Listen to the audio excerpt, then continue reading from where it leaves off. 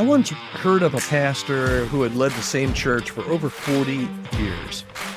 And here's the thing, he still had that sparkle in his eyes. Somebody asked him this question: how'd you do it? And I was really surprised at the response. He didn't mention strategy. He didn't quote any kind of a book. He didn't even quote the Bible. He just responded with something like this: hey, I learned to listen to God before I listened to the crowd. And I made sure that someone always knew how I was really doing. And that really hit me, because joy is really the fruit of alignment, not adrenaline. And we want to talk about that today, about the integrity engine, some rhythms and rules and relationships that can keep you grounded. We're in the middle of a series based on my new book called When the Church Falls. We're looking at leadership failures, church failures, moral failures, church scandals, all that kind of thing, with the express purpose of looking at them and saying, how did this happen? And how can we prevent them from happening in the future? And more specifically, because you and me are sharing this time together today, how can we be sure that you don't go down a path that leads at some point to some kind of moral failure? And as I said yesterday, I don't know of anybody that has fallen morally, a pastor, that got up one morning and said, today's the day I'm going to do it. Today's the day I'm going to fall. It's a gradual thing. So let's see if we can find some ways to safeguard you and your leadership and your church. Let's start here today, okay, as we talk about this integrity engine is what we're calling it. Your leadership is a vehicle and integrity is the engine. So think of it like that. Your gifting is the exterior. It's what people see. Your integrity, though, is the engine. It's what actually keeps you going. And you can drive really fast with a broken engine for a while. When that check engine light comes on, you can usually drive a few miles, but sometimes if you just ignore it, you're going to end up with a fully broken engine, because eventually the damage will catch up. The dashboard light comes on, the knocking gets louder, and talent, when you're a church leader, talent can take you far, but only integrity can help you finish. We've seen this in my research for the book. I looked at a lot of different leadership failures over the years, the last 25, 30 years, and they all had a lot of the same things going, a lot of the same things happening behind the scenes. And a lot of times, what was happening was an incredibly gifted and talented leader. They look great on the outside, very shiny, but inside that engine, that integrity was flawed. And that's how you saw the flame out. And we think that it just happens overnight. It just, I can't believe so-and-so did that.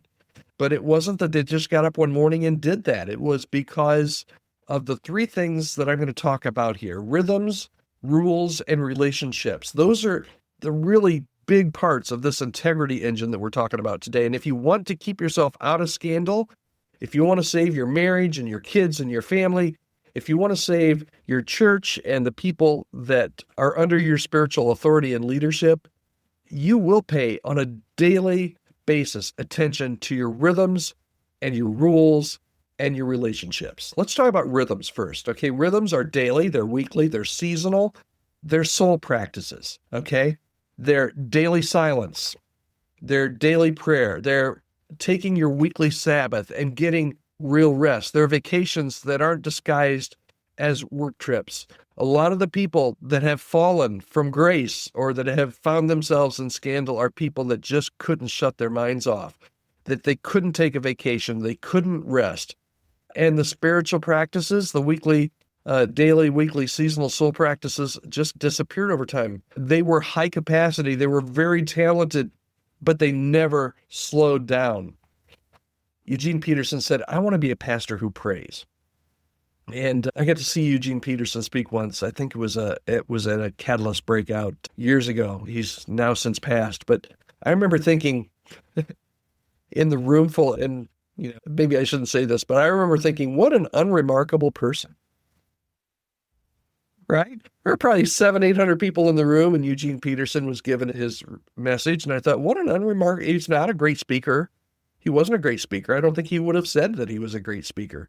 He wasn't flashy at all. But man, oh man, did he have what appears to be a great list of spiritual disciplines. And one of the things that Eugene Peterson says is, I want to be a pastor who prays. And his rhythm, as I saw on that day, his rhythm wasn't flashy, but boy, was it substantial, and it was holy. So guardrails, here's your rule for guardrails for setting up these rhythms. Okay. You need to have those guardrails. Those guardrails are going to prevent that drift. Things like, and you've heard these, I think Rick Warren had a list a long time ago: never travel alone without accountability, no private messages with the opposite sex, make sure that you have tech filters on all your devices, clear your working hours and off hours. You might think, Todd, those are kind of legalistic. And sure, you can get legalistic about some things. Honestly, those rhythms and those rules, they're not about legalism. They're about wisdom. They're about keeping yourself pure and keeping that integrity intact. So you need to have the rhythms. You also need to have the relationships. The people who know the real you. We've talked about this before. Not just supportive relationships, not just people on your board or your elders that say, you go, because they see everything up and to the right and they want everything to be successful. They want you to be successful. So not just supportive relationships. You need grounding ones, people that know you and that will ask you the tough questions. You need the ones who notice the tone in your voice before you even realize it's off. You need the ones that ask you, hey, was that all the way true? The people that are not afraid to remind you who you are. And you need those rhythms. You need those relationships. And if you don't have those kind of rhythms and relationships, guess what happens to the engine? A leader with no rhythm runs on adrenaline. You don't take time off. You just keep going and going, and then you crash. A leader with no rules will slowly justify compromise. A leader with no relationships becomes isolated and reckless. And that's what happened at Hillsong. Long hours, blurred boundaries, no questions asked culture. The collapse wasn't a shock. It was, as you look back on it, it was inevitable. It wasn't just a quick headline. Here's the bottom line for today. Your gift, and God has gifted you in some great ways, friend. Your gift can probably grow a church, but only your integrity can help it survive. So here's what I want you to do today. I want you to, as your action step, audit your engine this week. Audit your integrity. Do you have real rhythms, or have you gotten into a little bit of a rut? Maybe name one person who knows the full truth about how you're doing and schedule some time with them just so you can be transparent. Okay? This is a part of a series. We started it last week here on the podcast. We're going to finish it up this week. Part of a series based on my new book called When the Church Falls. Let me see the subtitle. I named a long subtitle on this. When the Church Falls, What We Can Learn from Leadership Collapses and How to Prevent the Next One. It's not a tell-all book. It's not a scandal book. It's a book that really investigates what happened, what contributing figures did all of these fall from grace really have, because there's some common threads. And then once we identify the common threads, how can we make sure that we can avoid the next fall and the next failure? Because honestly, between you and me, I'm tired of it. I'm over it. We got to stop this.